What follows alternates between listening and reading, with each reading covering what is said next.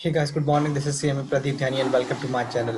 So guys, CMA foundation की economics का आज हम दूसरा चैप्टर जो है लगभग फिनिश कर देंगे. हमारा जो डिमांड चैप्टर है उसका आज हमारा नया लेक्चर है.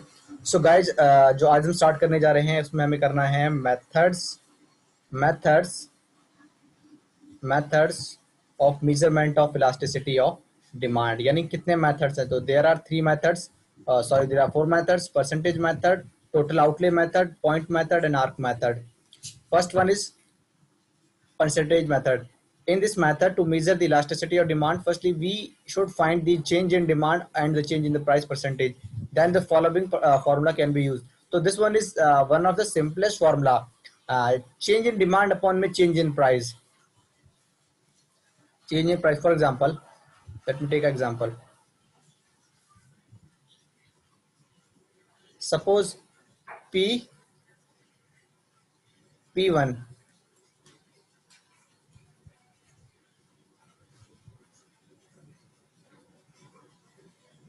हमारा 10-20. मेरा प्राइस बढ़ेगा तो मेरी क्वांटिटी पर क्या फर्क पड़ेगा.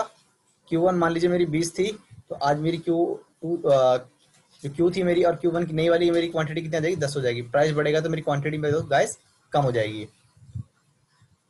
तो कितनी कमी आई, 10, और प्राइस में कितनी कमी आई, 10. तो इलास्टिसिटी मेरी कितनी हो जाएगी, 1.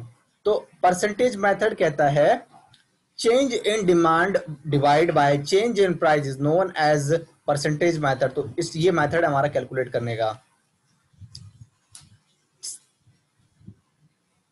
सेकेंड मेथड है टोटल आउटले मेथड.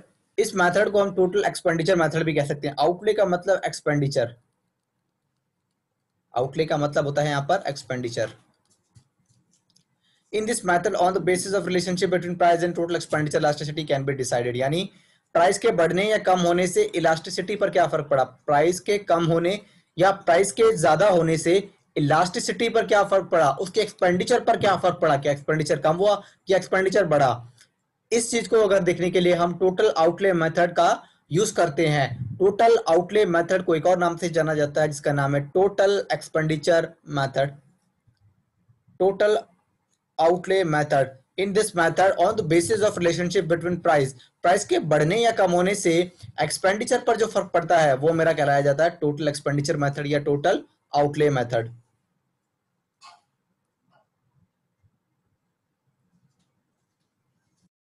सपोज मेरा प्राइस कम हो रहा है 8, 7, 6, 5, 4, एक्सपेंडिचर बढ़ रहा है.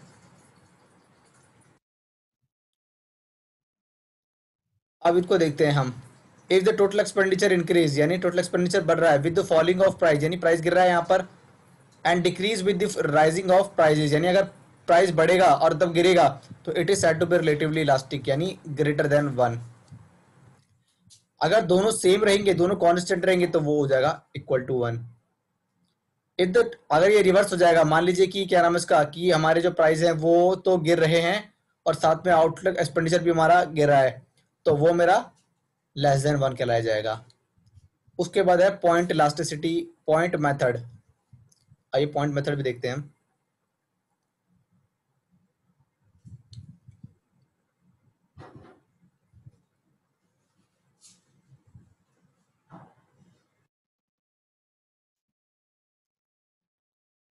In this method, elasticity of demand can be measured at a particular point on the demand curve. यानी एक डिमांड कर्व होगा, उस पर पर्टिकुलर हमारे काफी सारे पॉइंट होंगे, और किस पर्टिकुलर पॉइंट पर, यानी इस पर्टिकुलर पॉइंट पर या इस पर किस पर्टिकुलर पॉइंट पर डिमांड जाननी है. किसी एक पर्टिकुलर पॉइंट पर डिमांड जानने को ही हम पॉइंट मेथड से कैलकुलेट करते हैं.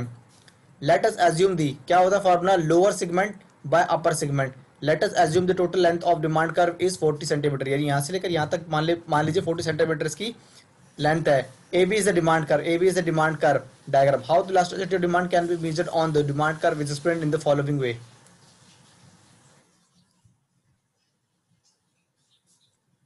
बोल रहे हैं एट पॉइंट पी, इस वाले पर पी बी, यानी ये वाला जो पी बी है, आप देख रहे हैं ये मिडल में है, यानी ये 40 थी तो यहाँ का एरिया 20 और यहाँ का area 20.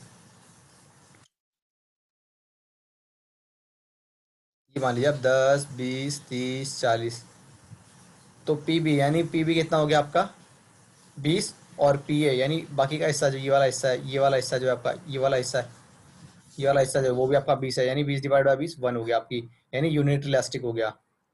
Eight point P one P one पर पी बी जो है हो जाएगा आपका 10, और पी ए रिमेनिंग 30 हो जाएगा, तो डिवाइड बाई 1.3, और ये हो जाएगा आपका 30/3। तो एक पर्टिकुलर पॉइंट पर इस तरीके से निकालते हैं हम, lower segment divide by upper segment. उसके बाद हमारा arc method. If there are any small changes in demand and price, it is not possible to measure the elasticity of demand by the point method. So the arc method is introduced. In this method, the following formula can be used. If there are small changes, है ना? If there is a small changes, then arc method is important. It is not possible to measure the elasticity of demand by the point method. So the arc method is introduced. In this method, the following formula can be used.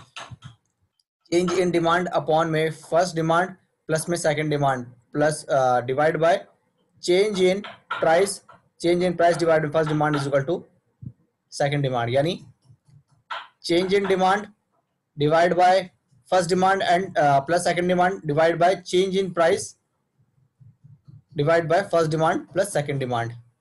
मान लीजिए price 2 1 है, 2 से कम हो गया तो demand मेरी बढ़ गई, बस सिंपल सा इस फॉर्मूले पर आपको पुट कर देना है, आपको मिल जाएगा यूनिटरी। तो ये सिंपल है। चेंज इन डिमांड, कितना डिमांड में चेंज हुआ है, फर्स्ट डिमांड यानी पहली डिमांड, सेकंड डिमांड यानी second demand. Change in price, कितना आपके प्राइस में कम हुआ है, फर्स्ट प्राइस यानी first price, second first demand यानी आपकी फर्स्ट डिमांड, और सेकंड डिमांड यानी आपकी पहली सेकंड डिमांड।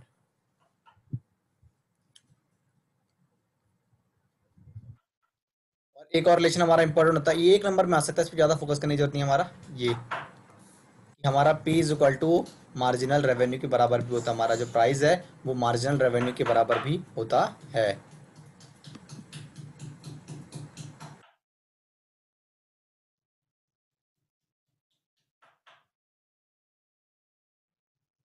आइए कुछ थ्योरेटिकल क्वेश्चंस है हमारे, वो देख लेते हैं हम।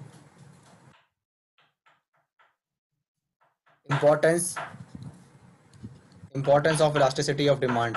The concept of elasticity of demand is of great practical importance in the sphere of government, finance as well as the trade and commerce. यानी जो elasticity of demand, जो डिमांड का जो कॉन्सेप्ट अभी हम पढ़ रहे हैं, इसकी हर एक जगह इसकी रिक्वायरमेंट होती है। बिजनेस डिसीजन यानी बिजनेस के डिसीजन लेने में भी हेल्पफुल होता है।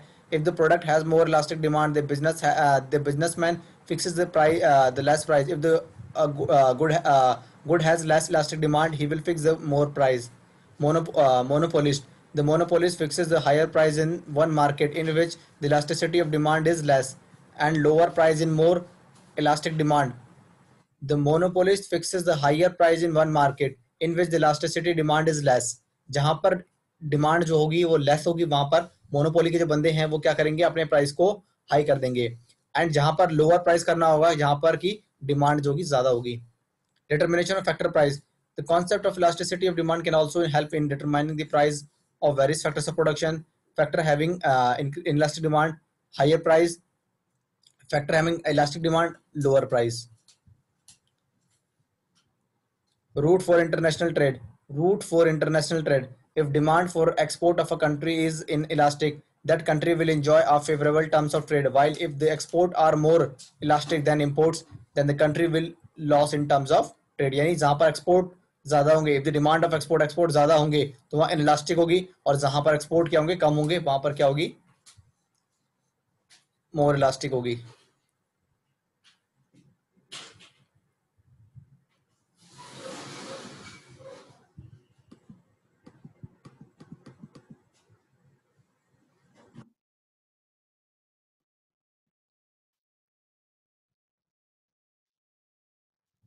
To the government, the concept of elasticity of demand also enable the government to decide as to what produce industries should be declared as a public utilities to take over and operated by the state.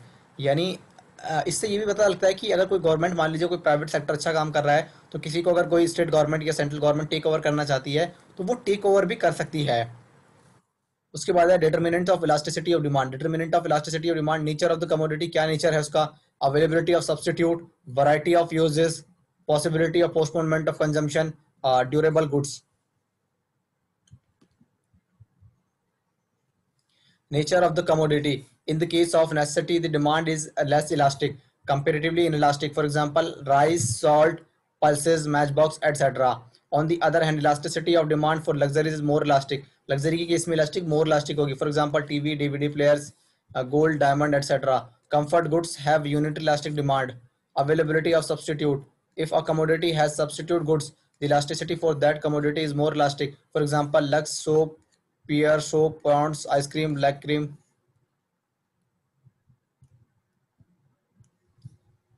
Variety of uses. If the goods have several uses, elasticity of demand more, it is more elastic. For example, milk, coal, electricity, etc.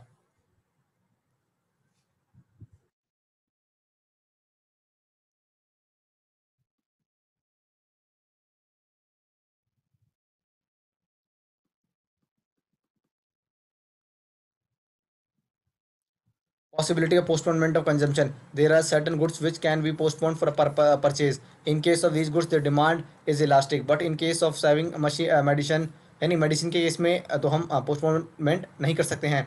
Demand will be inelastic because we can not postpone the purchase of such goods. Durable goods. In case of durable goods, the elasticity of demand will be less. But in case of perishable goods, the elasticity of demand will be more.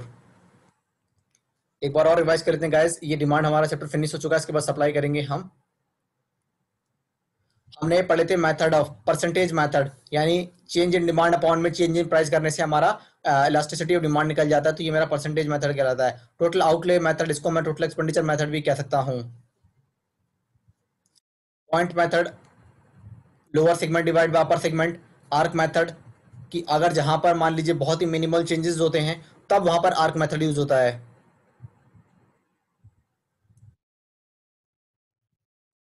Arc method का formula देखते हैं दोस्तों.